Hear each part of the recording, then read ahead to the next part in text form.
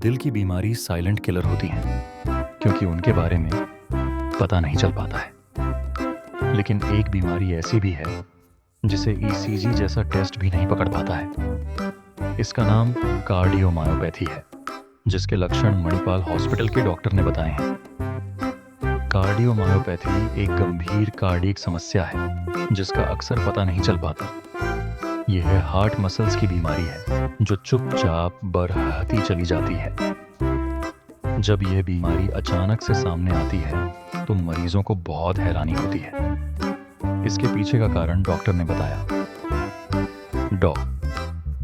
अभिषेक Singh, consultant cardiology, Manipal hospital, Ghaziabad ने बताया कि इस बीमारी की शुरुआत में मरीजों की ईसीजी भी अक्सर नॉर्मल आती है।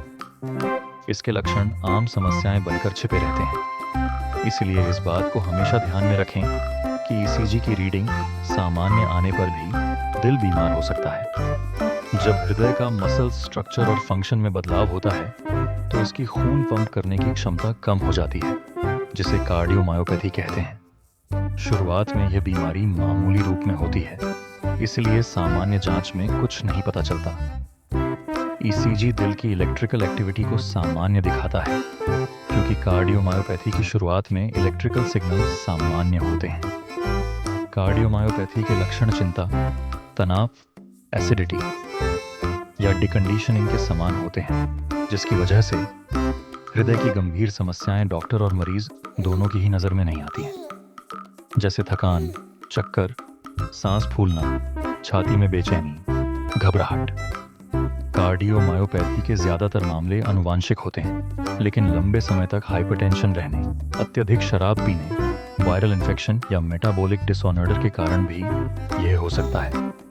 इनकी वजह से मायोकार्डियम चुपचाप डैमेज होता चला जाता है और सालों बाद इसके लक्षण दिखते हैं। कार्डियोमायोपैथी का पता करना काफ़ी जटिल और बहुस्तरीय होता है, क्योंकि यह रोग सामान्य ईसीजी में सामने नहीं आता है। इसलिए निम्नलिखित टेस्ट करवाए जाते हैं: इकोकार्डियोग्राम, इको, एमआरआई, खून की जांच और तनाव परीक्षण।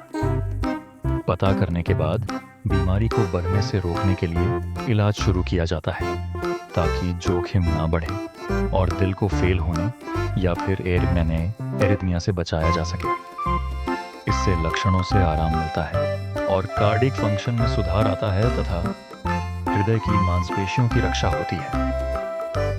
लेकिन अगर बीमारी बेयर रह चुकी है तो डिवाइस आधारित थेरेपी दी जाती है।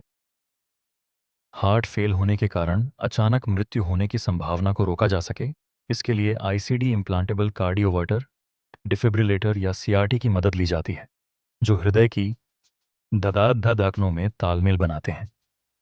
कुछ मरीजों के लिए सर्जरी की जरूरत भी भेज सकती है। Septal myectomy, LVAD, left ventricular assist device, heart transplant,